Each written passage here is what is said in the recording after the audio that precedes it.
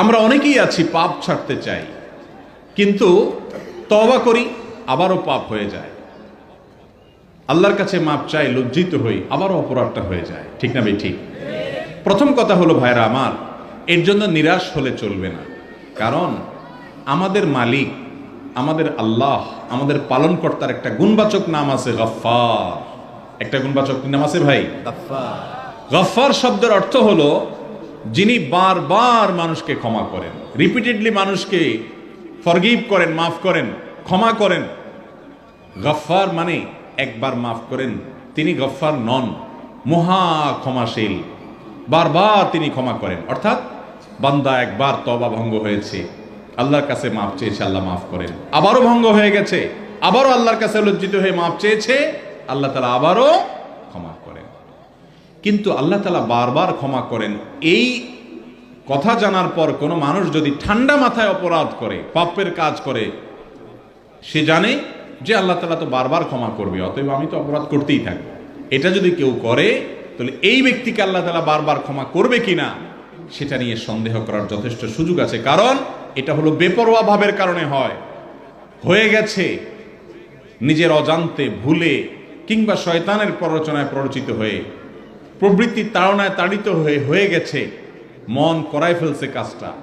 যখন হুঁশ ফিরে এসেছে, ঈমানি চেতনা জাগ্রত হয়েছে, সাথে সাথে লজ্জিত হয়ে তওবা করে ক্ষমা চেয়ে আল্লাহর কাছে অনেক বেশি মাপ চেয়েছে, আর করবে না সংকল্প করেছে। তারপরও যদি আবারও কখনো শয়তান তাকে দিয়ে কাজটা করায় ফেলায়, আবার লজ্জিত হবে, এবার লজ্জিত হবে প্রথমবারের চাইতে বেশি, তওবাটা আরো বেশি লাস্টিং করে যেন সেভাবে তওবা করবে, এইভাবে সে আস্তে আস্তে ভালোর দিকে যাবে। এই ব্যক্তিকে আল্লাহ তাআলা বারবার ক্ষমা করবেন। আর যে ব্যক্তি মনে করে যে আল্লাহ তো বারবার ক্ষমা করবেনই, তিনি তো গফফারই, তো আমি করতেই থাকি, এই ব্যক্তি আল্লাহর প্রতি মূলত বেপরোয়া হয়ে আছে। কারণ আল্লাহর গুণবাচক নাম যেমন গফফার আছে, আল্লাহর গুণবাচক আরেকটা নাম আছে কাহ্হার। কাহ্হার মানে কি? কাহ্হারের মাধ্যমে আল্লাহ রাব্বুল আলামিন যে অনেক শক্তভাবে পাপিষ্ঠ এবং অপরাধীদেরকে, নাফরমানদেরকে পাকড়াও করবেন, সেই বার্তা দেওয়া আছে। তার পাকড়াও হবে অত্যন্ত শক্তভাবে, কঠিনভাবে, সেটাও মাথায় রাখা উচিত। তো যেটা বলছিলাম, একজন মানুষ অপরাধ হওয়ার পর তওবা করলেন, আল্লাহর কাছে মাফ চেয়ে ফিরে আসলেন, এই ব্যক্তিকে বলা হয় তায়েব, তওবাকারী। এই তওবাকারী মানুষকে আল্লাহ তাআলা অনেক বেশি পছন্দ করেন। আল্লাহ পছন্দ করেন যে বান্দা পাপের পর, অপরাধের পর, গুনাহের পর সে যেন ক্ষমা চেয়ে আল্লাহর কাছে ফিরে আসে, আর এই আসার পর সে যেন দ্বিতীয়বার পাপে লিপ্ত না হয়। এই জন্য আল্লাহ তাআলা তাকে কোরআনে কারিমে নির্দেশ করেছেন, ওয়াকুনু মা'আস সাদিকিন, তোমরা ভালো মানুষদের সাথে থাকো। আমরা যারা পাপ ছাড়তে চাই, তারা পাপ ছাড়ার জন্য প্রথমত পাপ করেছি যে সেজন্য লজ্জিত হয়ে আল্লাহর কাছে মাপ চেয়ে ভবিষ্যতে না করার জন্য সংকল্প করতে হবে।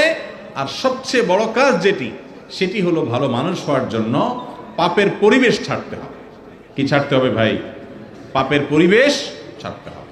আপনি যেই পরিবেশে, যেই জায়গায় থাকলে পাপ হয়, অপরাধ হয়, গুনাহ হয়, আপনি চাইলেও বাঁচতে পারেন না, ওই জায়গা থেকে আপনাকে কি করতে হবে? দূরে সরতে হবে।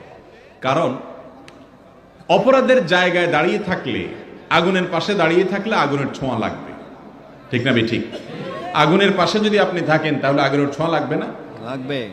আগুনের ছোঁয়া থেকে বাঁচতে হলে আপনাকে আগুন থেকে দূরে সরতে হবে। এই জন্য কোরআনে কারিমে দেখবেন আল্লাহ বলেছেন, ওয়ালা তাকরাবুজ জিনা, তোমরা জিনার কাছেও যেও না, কাছেও যেও না। কেন? কারণ আল্লাহ তাআলা জানেন জিনা এমন একটা অপরাধ, এমন একটা পাপ, যে এটার কাছে যদি মানুষ যায়, তাহলে সেক্ষেত্রে নিজেকে সে নিয়ন্ত্রণ করতে পারবে না, ধরে রাখতে পারবে না, একসময় সে পাপে পড়ে যাবে।